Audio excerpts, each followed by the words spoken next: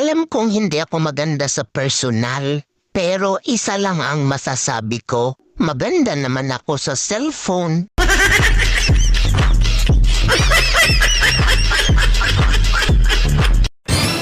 Ate, ano Tagalog ng good morning? Magandang umaga. Wow, galing. Yung I love you. Hindi kita mahal.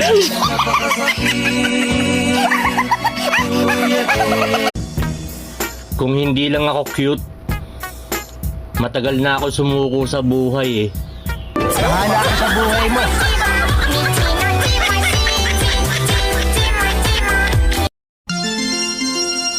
Ang ganda raw ng mga mata ko. Yes!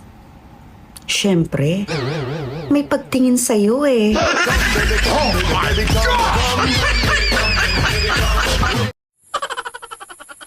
Sa TikTok lang ako maganda. Pero sa personal, masarap ako.